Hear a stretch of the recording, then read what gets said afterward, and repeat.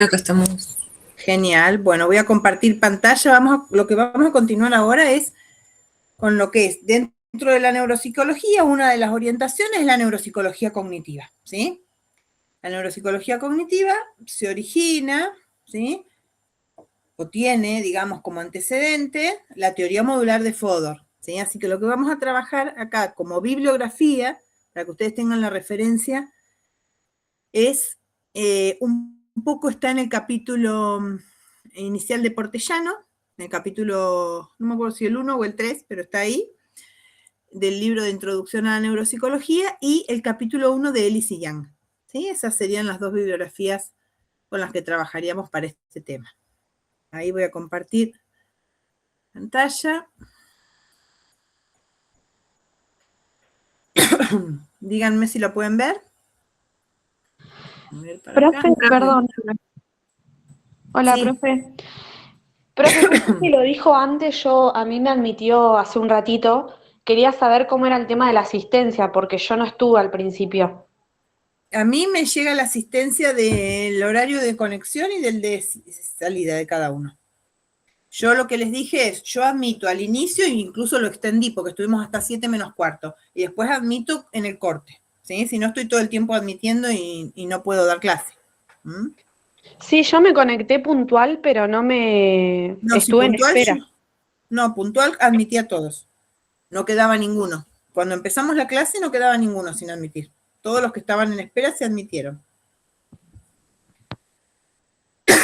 Bueno. Vamos a ver entonces ahora como orientación la neuropsicología cognitiva, ¿sí? Que es una, digamos, podríamos decir que es una rama dentro de la neuropsicología que implica la conjunción o la confluencia de conocimientos provenientes de la neuropsicología básica y de la psicología cognitiva, ¿sí? Que ustedes la estudiaron también. Desde la neuropsicología, que es la que estudia la forma en que estructuras y funcionamiento cerebral dan lugar a determinados comportamientos o conductas, y la psicología cognitiva que estudia los procesos mentales que posibilitan y subyacen a nuestras actividades diarias, ¿sí? Como por ejemplo leer, escribir, pensar, resolver problemas. Lo que aporta la psicología cognitiva es el estudio de los procesos internos de cada una de estas actividades. Por ejemplo, cuáles son proporciona modelos, ¿sí? De funcionamiento de cada una de nuestras habilidades, podemos decir, diarias, como por ejemplo memorizar, o como por ejemplo resolver un problema matemático o percibir, ¿sí? Estudia las operaciones cognitivas, ¿sí? Permite desglosar en componentes y subcomponentes todas las operaciones cognitivas. Y la neuropsicología lo que le aporta es las bases cerebrales de eso. Entonces, lo que aporta la psicología cognitiva son modelos de organización de la función y la neuropsicología lo que aporta es la conexión entre esos modelos y sus bases cerebrales. Entonces, la neuropsicología cognitiva lo que toma es conocimientos de la neuropsicología básica y de la psicología cognitiva para poder explicar estos procesamientos de la información. La neuropsicología cognitiva la definimos como la disciplina que pretende clarificar los mecanismos de las funciones cognitivas como pensar, leer, escribir, hablar, reconocer, ¿sí? Reconocer objetos, reconocer caras o recordar, haciendo uso de la evidencia proveniente de la neuropatología, ¿sí? Tiene dos objetivos centrales. Primero, poder explicar los patrones de las operaciones cognitivas, sea normales o indemnes o alteradas, producto de una lesión o una disfunción cerebral, que se pueden observar en pacientes con lesiones, ¿sí? O sea, en términos de alteración de uno o más componentes de una teoría o modelo de funcionamiento cognitivo normal. Es decir, tenemos un patrón de funcionamiento cognitivo en condiciones normales, y en función de eso vemos cuáles de esos patrones están afectados en sujetos que presentan determinadas lesiones o disfunciones cerebrales. Y el otro objetivo es extraer conclusiones sobre procesos cognitivos intactos y normales a partir de los patrones de habilidades afectadas observadas en pacientes con lesiones cerebrales. Es decir, observo cómo memoriza un paciente con amnesia, cómo percibe un paciente con agnosia, y a partir de ahí puedo sacar conclusiones de qué sucede con la función cuando opera normalmente, ¿sí? Los métodos que utiliza la neuropsicología cognitiva para analizar o estudiar su objeto de estudio es, por un lado, el estudio de casos, ¿sí? Donde se estudia a cada paciente como un caso único, utilizando una explicación coherente de cómo organiza su cognición en función de su hándicap o de su alteración. Y después estudia las disociaciones y las diferencias entre sujetos, es decir, estudia el caso único y las comparaciones. A diferencia de la neuropsicología tradicional, que estudia describiendo síndromes, la neuropsicología cognitiva estudia las asociaciones y las disociaciones, ¿sí? Estudia qué pasa con sujetos, por ejemplo, con dos sujetos que tienen una lesión, cómo funciona determinada función, qué alteraciones se observan, etc. Y se basa en la teoría de la modularidad, ¿sí? La ley de la doble disociación, que es una de las leyes en las cuales se apoya, es la que nos muestra que los procesos cognitivos implicados en una tarea no están implicados en otra y viceversa. Es decir, una persona con una lesión cerebral puede tener problemas para leer, por ejemplo, o problemas para reconocer caras, pero no para reconocer colores, por ejemplo, ¿sí? Una agnosia, una prosopagnosia, puede tener una persona con una alteración en determinada área cerebral, puede tener una prosopagnosia, o sea, una dificultad para reconocer caras, pero no para reconocer colores o objetos, o al revés, puede tener una agnosia para los colores y no reconocer colores, pero sí reconocer caras, ¿sí? Esto es lo que significa que los procesos cognitivos son relativamente independientes, porque pueden, en caso de lesión, estar afectados unos mientras se conservan intactos otros, ¿sí? Otra hipótesis es que las habilidades cognitivas están mediadas por un gran número de sistemas o procesos cognitivos semi-independientes que pueden alterarse de manera independiente. Por ejemplo,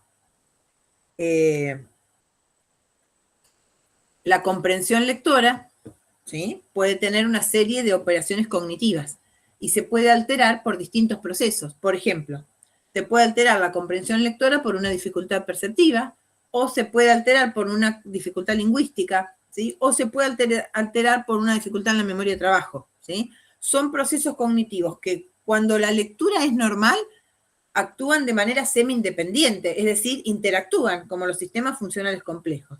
Pero puede que uno se altere sin que se alteren los otros, y entonces vamos a ver que la lectura se altera. Por ejemplo, tenemos un déficit en la memoria de trabajo. Se altera la comprensión lectora, pero no la percepción de las letras, ¿sí? No el reconocimiento de las letras, ¿sí? No la síntesis de las sílabas, no la lectura automática, ¿sí?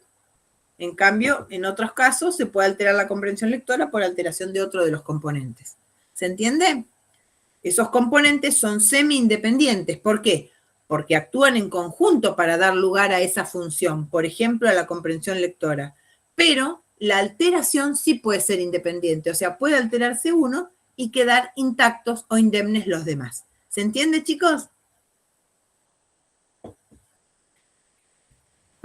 Y la neuropsicología cognitiva se apoya en la hipótesis de la modularidad, ¿sí? Acá es donde vemos la teoría de Fodor. La hipótesis de la modularidad dice que nuestra vida mental es posible por la actividad orquestada de múltiples procesadores cognitivos o módulos, ¿sí?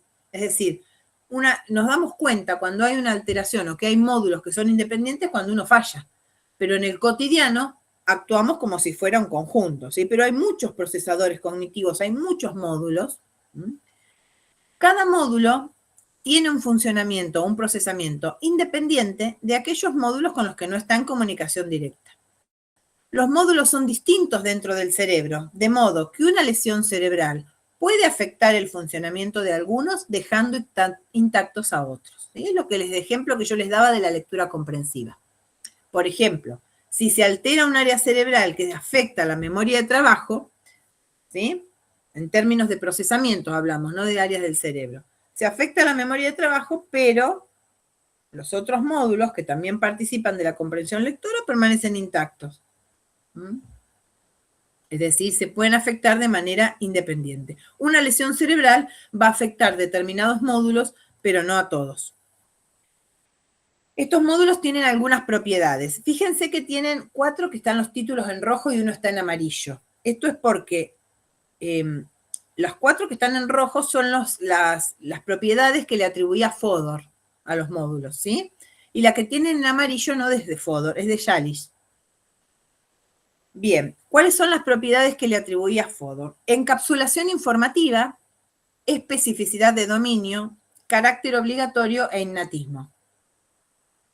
La encapsulación informativa significa que puede realizar su propia forma de procesamiento, ignorando o aislado de otros procesos que suceden en el sistema cognitivo, ¿sí?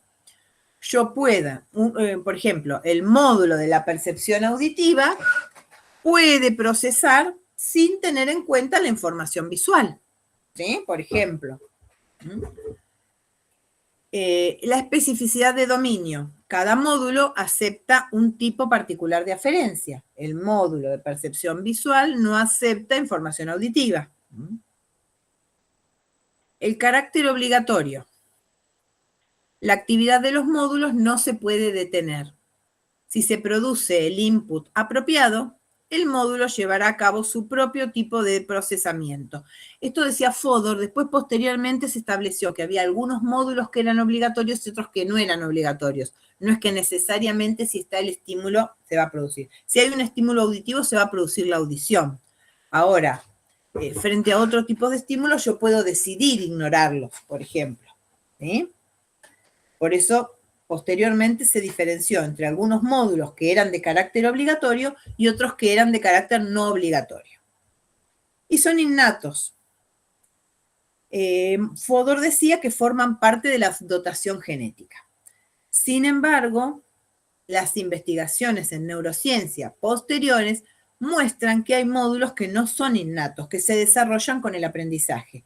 Y un ejemplo claro es la lectura y la escritura, ¿sí? La lectura, por ejemplo, la decodificación lectora, depende de un área que se llama el área de la caja de letras del cerebro o de la forma visual de las palabras. Ese área no la traemos al momento del nacimiento, se desarrolla a partir del proceso de alfabetización. Es decir, que puede haber módulos, ¿sí?, que no sean innatos, sino que se desarrollen a partir de los procesos de aprendizaje, ¿sí? Esas son las 4 características que Fodor le atribuía a los módulos. Y Yalish le agrega después una 5ª característica, que es la especificidad neurológica. Y es que los módulos están representados en forma diferenciada en el cerebro. Lesiones cerebrales afectan selectivamente ciertos módulos dejando otros intactos. Y esto no es incompatible con la propuesta o con el modelo de Luria, ¿sí? No significa localizacionismo, pero sí hay ciertas áreas que tienen a su cargo el procesamiento de ciertos módulos y no de otros, ¿sí? Bien.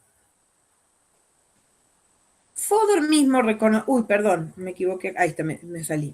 Fodor reconoció que existen componentes centrales de la mente cuya organización no es modular, sobre todo cuando hablamos de procesamiento de alto nivel. Por ejemplo, cuando hablamos de funciones ejecutivas. Las funciones ejecutivas no son modulares, ¿sí? Razonamiento, toma de decisiones, etcétera, sino que son el producto, ¿sí?, del trabajo concertado de varios módulos, ¿sí?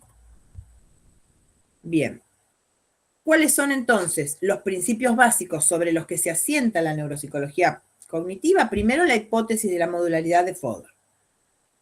Después, el postulado de la especificidad neurológica, ¿sí? O también se llama isomorfismo, es que hay cierta correspondencia entre la organización de la mente y del cerebro, es decir, podemos identificar qué áreas cerebrales participan, ¿sí?, del funcionamiento de cada uno de los módulos. Y la ley de transparencia, que dice que un análisis cuidadoso del patrón de actividades intactas y afectadas y del patrón de errores que muestra un paciente que tuvo una lesión cerebral, nos permite llevarnos a conclusiones válidas sobre la naturaleza y funciones del procesamiento afectado. Es decir, cuando nosotros analizamos lo que llamamos el perfil neuropsicológico de un paciente, es decir, cuáles son las funciones y los procesos cognitivos que se afectaron como consecuencia de esa lesión.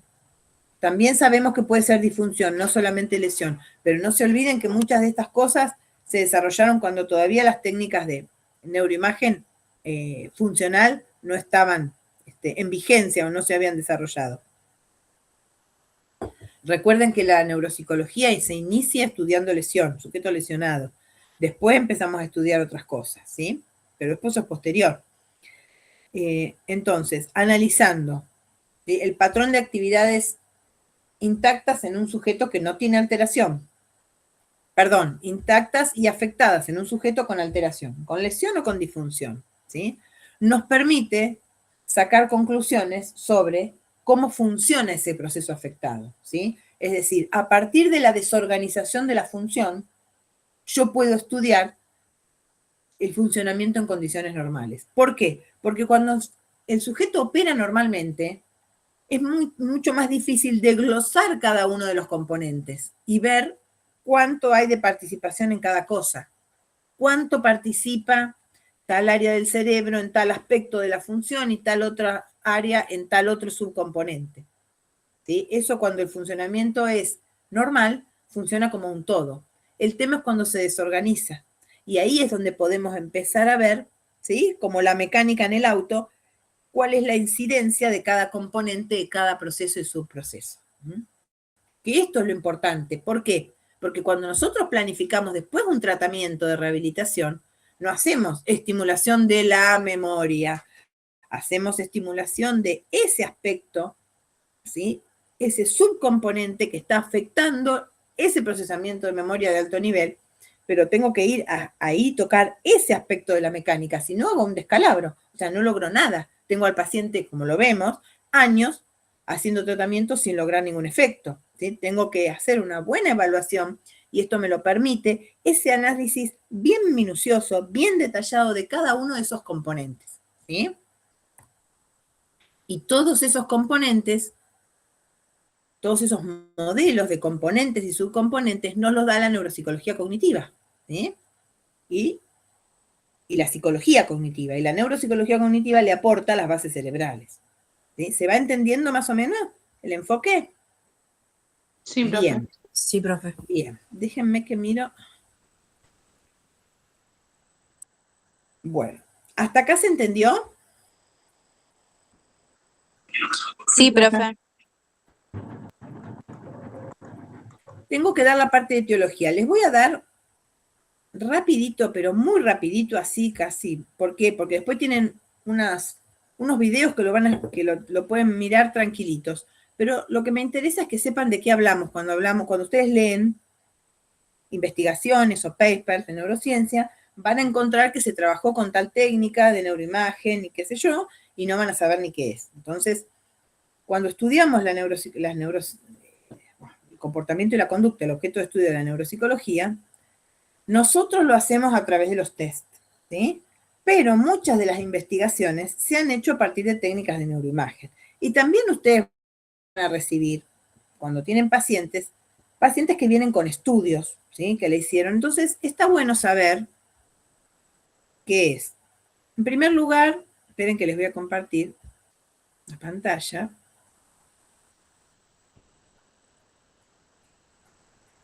Ahí se ve bien.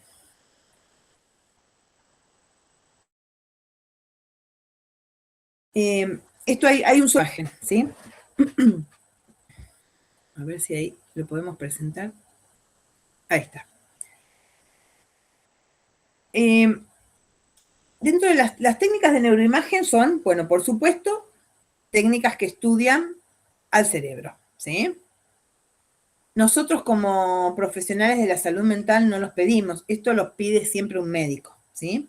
O se usan para hacer investigación y nosotros leemos papers donde se han utilizado. Tienen dos características, valoran algún aspecto o alguna característica del cerebro y traducen la información recibida en una imagen gráfica para ser estudiada. Tenemos dos tipos de técnicas de neuroimagen, las estructurales y las funcionales, y esto sí me interesa que lo sepan. Las técnicas estructurales son las que me permiten ver al cerebro en forma estática, ¿sí? Como sacarle una foto al cerebro, ¿sí? Esta no es una definición científica. Alguno de ustedes seguramente alguna vez hizo una placa para ver si tenía una quebradura, ¿no? Bueno, esos son rayos X. ¿Qué me muestran? Me muestran el hueso, si está partido o no está partido. Una tomografía, una resonancia magnética funcional, me muestran una imagen del cerebro, me permiten ver, por ejemplo, si hay una lesión, ¿sí? Y en qué lugar está esa lesión. Son técnicas de neuroimagen estructural. En cambio, las técnicas de neuroimagen funcional son las que me permiten estudiar el cerebro en vivo, estudiar al cerebro mientras está haciendo algo.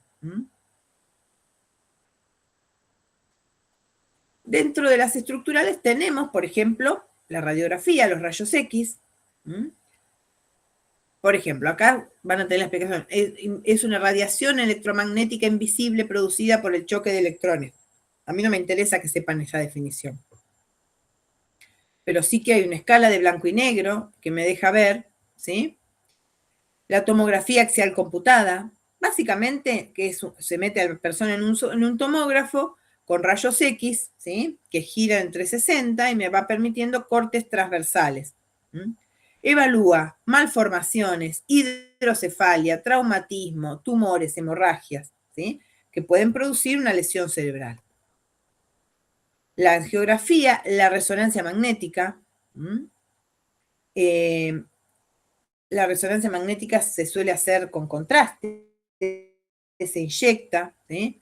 Y es útil para evaluar tumores, alteraciones en la hipófisis o enfermedades desmielinizantes, o sea, donde se altera la formación de la mielina. Estas son estructurales, o sea, me permiten tener una imagen del cerebro y estudiar, no nosotros, eso lo hace el médico, pero sí tenemos que conocer de qué se trata, para estas situaciones, ¿sí? Cuando hay un tumor, cuando hay una lesión por alguna razón, ¿sí? Bien. Y después tenemos las técnicas funcionales, que son las que nos permiten estudiar al cerebro o cómo se activan las distintas áreas del cerebro mientras el cerebro está procesando información. Y ahí tenemos, por ejemplo, la resonancia magnética funcional, ¿sí? ¿Cuál es el principio en el que se basa? Cuando una región cerebral se activa, aumenta el consumo de sangre oxigenada, lo que decimos la perfusión cerebral, ¿sí? Entonces, aumenta el oxígeno y la perfusión sanguínea. Y eso es lo que nos permite detectar qué áreas se están activando en ese momento. Entonces, nos permite hacer mapeos cerebrales, evaluar efectos de eventos vasculares, por ejemplo, de una ACV, de un traumatismo, planificar cirugías, y también se usa en investigación para poder asociar la activación cerebral con determinados comportamientos o actividades cognitivas. La PET, o tomografía por emisión de positrones, también es una técnica de neuroimagen funcional, que lo que nos permite ver es cómo se utiliza la glucosa por parte del cerebro, ¿sí? El cerebro sabemos que utiliza la glucosa como fuente de energía. De hecho, un 20% de la glucosa que fabrica nuestro organismo la utiliza el cerebro, ¿sí? Es como el combustible del cerebro. Entonces, nos permite ver, de acuerdo al consumo de glucosa, que se utiliza con una molécula que es similar a la glucosa, qué áreas son las que consumen más glucosa cuando se realiza determinada actividad cognitiva, ¿sí? La PET se ha usado mucho en investigación, justamente para poder asociar áreas de activación cerebral con determinadas actividades cognitivas o comportamientos. El electroencefalograma es el más común también, o el que más vemos, ¿sí? Porque es el más barato, que lo que permite es registrar la actividad eléctrica del cerebro, ¿sí? Entonces nos permite, por ejemplo, ver si la persona tiene epilepsia, si hay un traumatismo, si hay un tumor también, porque empieza a haber actividad eléctrica distinta y demás. Pero también se la considera una técnica funcional. Y después lo que se llaman los potenciales relacionados con eventos o potenciales evocados, también evalúan actividad eléctrica y permiten ver, por ejemplo, algunos se relacionan más con la percepción auditiva y con la atención, otros permiten detectar novedades, otros permiten actualizar información y el procesamiento de la memoria. El P300 es bastante habitual verlo, ¿sí? Pero también se rige por los mismos principios que el electroencefalograma, ¿sí? Lo que evalúa es actividad eléctrica para ver la actividad eléctrica en relación a ciertos patrones sensoriales, motores o cognitivos. Bien. Bueno, estas son las técnicas que en qué año se fueron descubriendo. Esto no es tan importante. Bien, básicamente esto es lo central, ¿no? Son técnicas que utilizan las neurociencias para evaluar al cerebro. Y que muchas de ellas se han utilizado para validar pruebas también. Por ejemplo, buscar relaciones entre la actividad del sujeto cuando realiza determinada prueba y cuáles son las áreas que se activan. Y eso nos permite sacar conclusiones sobre la validez en relación a las bases cerebrales que se activan al ejecutar determinadas pruebas. Por ejemplo, el test de Wisconsin o algún test neuropsicológico. Bien. ¿Hasta acá se va entendiendo, chicos? Sí, profe. Sí, profe. ¿Me van siguiendo? Bien. Sí. Sí. Bien. Dijimos que a lo largo del programa, esperen que a ver si lo encuentro acá, acá está. A lo largo del programa vamos a ir viendo las distintas funciones, porque vamos a trabajar en un enfoque desde la neuropsicología cognitiva. Vamos a ir viendo las distintas funciones y qué es lo que pasa cuando esas funciones se desorganizan, ¿sí? Vamos a ir viendo los síndromes también, ¿sí? Vamos a ver desde la neuropsicología cognitiva y los síndromes también desde la neuropsicología clásica. Ahora, ¿cuáles son las causas que llevan a lesiones cerebrales que son las que causan esos síndromes, ¿sí? Por ejemplo, cuando hay una alteración del lenguaje hablamos de una afasia, ¿sí? Cuando hay una afasia producida por una lesión. Cuando hay una alteración de la memoria producida por una lesión cerebral, hablamos de amnesia, ¿sí? Cuando hay una alteración en el reconocimiento perceptivo producido por una lesión cerebral, hablamos de agnosia, ¿sí? Las causas de las lesiones son las que quiero que estudiemos ahora, ¿sí? Vamos a ver cuáles son las causas del daño cerebral, las causas de las lesiones cerebrales que dan lugar a estos síndromes neuropsicológicos.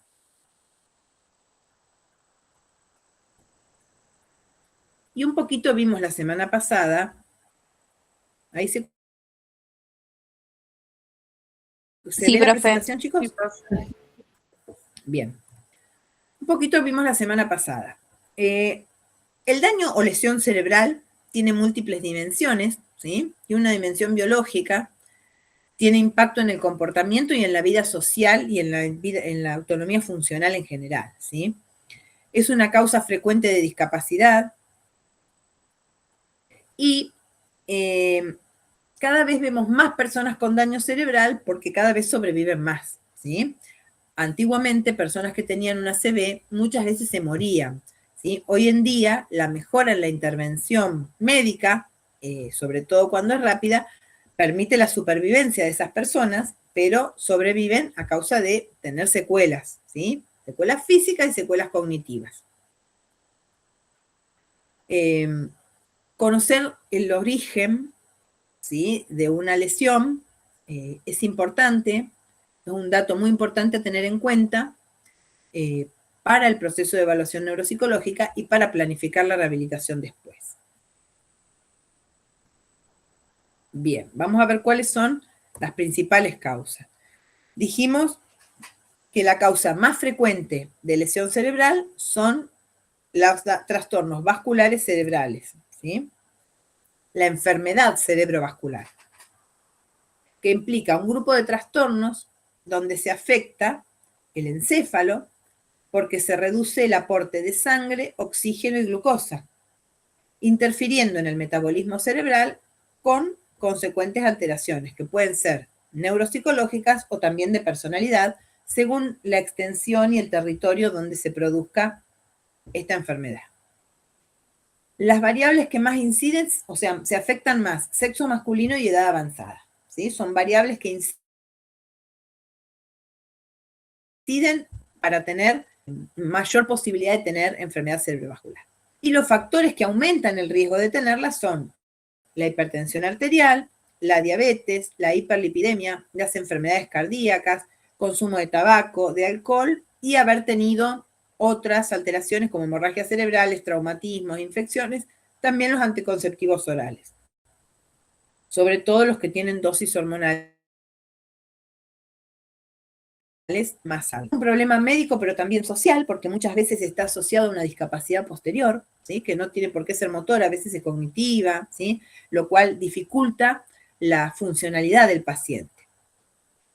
Y tenemos los trastornos vasculares crónicos, que es lo que llamamos enfermedad cerebrovascular, y los ACV, que por ahí son los que están más difundidos en los medios o que conocemos. ¿Por qué? Porque son eventos agudos, ¿sí?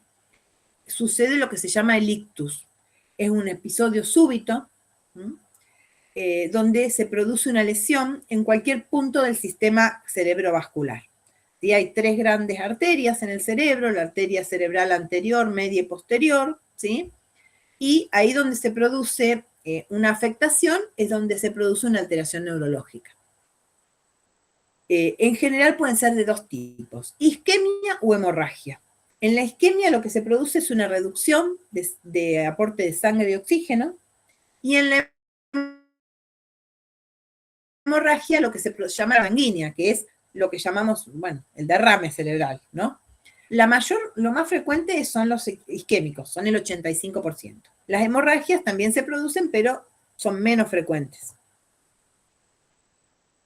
En general, bueno, esto es cómo se realiza la perfusión. Estas son las arterias, ¿sí? Cómo irrigan. ¿Qué es lo que sucede? Cuando el flujo cerebral medio es de 800 mililitros por minuto aproximadamente. Cuando esa perfusión cerebral baja por debajo de los 30 es cuando se produce la isquemia. La isquemia se puede producir por 2 razones. Por una trombosis o por una embolia. Cuando esa trombosis o esa embolia, ahora les voy a explicar en qué consiste, produce una interrupción del paso de oxígeno por más de 5 minutos, cuando el cerebro está sin oxígeno por 5 minutos se lesiona, ¿sí? O sea, cuando se produce esa interrupción del flujo sanguíneo que interrumpe el paso de la sangre y por ende del oxígeno, porque el cerebro recibe el oxígeno de la sangre, eso produce una lesión cerebral.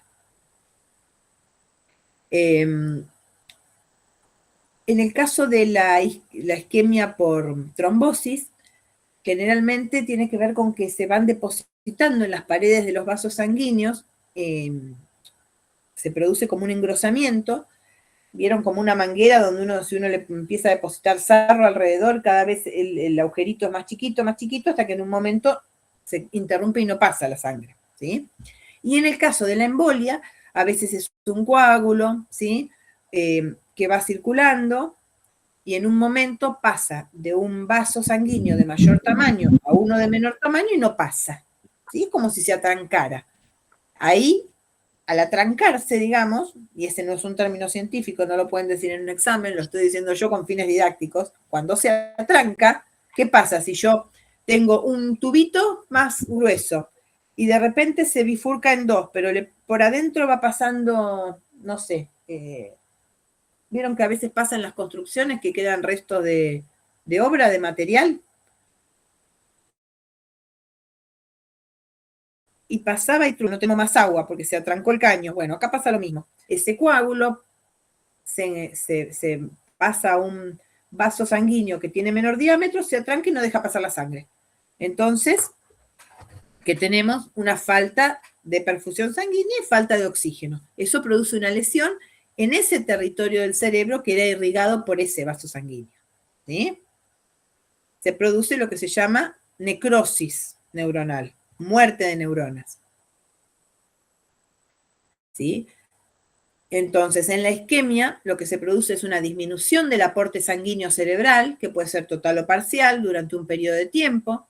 se reduce el oxígeno y la glucosa en una determinada zona, que es lo que se llama el área de infarto, y tiene consecuencias neurológicas y neuropsicológicas, según cuánto dure y según su extensión. Puede ser global o focal. Global si disminuye en todo el cerebro y se afectan ambos hemisferios cerebrales, izquierdo y derecho, y focal si afecta un área del cerebro. Puede ser un accidente isquémico transitorio, que es más breve, ¿sí? Más corto en el tiempo, y suele tener consecuencias más leves y muchas veces reversibles, o en su mayoría reversibles, y el infarto cerebral, donde la duración es lo suficientemente extensa como para producir muerte de tejido cerebral en ese área donde se produce. Pero es focal. Bueno, y acá están lo que les decía los mecanismos. La trombosis, ¿sí? Donde hay oclusión de un vaso sanguíneo por un trombo obstructivo. Se forman placas ateromatosas en las paredes de los vasos y suele ser el resultado de un proceso lento y progresivo. La mortalidad ronda el 20%, el otro 80% que se salva tiene secuelas. ¿Sí? Acuérdense que la semana pasada, cuando yo les decía, los campos de trabajo del neuropsicólogo, les dije, los ACV son la causa más frecuente, el 80% tiene secuelas, ¿se acuerdan que les dije? Sí, ¿qué me querían preguntar? Sí, no, con respecto a la trombosis, ¿es similar a la que pasa también en las personas en la pierna? Porque claro. hay pero esa trombosis es como que no se coagula, ¿no? La sangre. Es cuando se produce, a ver si les puse yo el dibujito antes, se los pongo. Acá claro, está el dibujito. El trombo es un taponamiento. Miren, ahí tienen la trombosis. Miren lo que pasa en las paredes de las arterias. Esto suele pasar en las personas diabéticas, en las personas fumadoras. Fíjense las placas que se van depositando en las paredes de los vasos. Sí. Fíjense, este es un vaso sanguíneo sin placa. El vaso sanguíneo es como una manguera. No, yo preguntaba, ¿sí? Porque hay casos de trombosis, por lo menos las que se dan en la pierna, que es como un coágulo y que eso, es si hay movimiento. ¿Ven? Acá está. Eso que vos decís es embolia, no es trombosis. En las piernas no sé cómo si le cambian el nombre. En el cerebro está definido así. Pero trombosis es cuando se deposita la placa y la embolia es el émbolo. Este coagulito que está acá, ¿ves? El émbolo. ¿Ven cómo yo les explicaba hoy? Acá lo tienen en el dibujito. No, era para despejar esa duda. ¿Sí? Gracias. Esto pasa en el cerebro, en las arterias del cerebro. ¿Sí?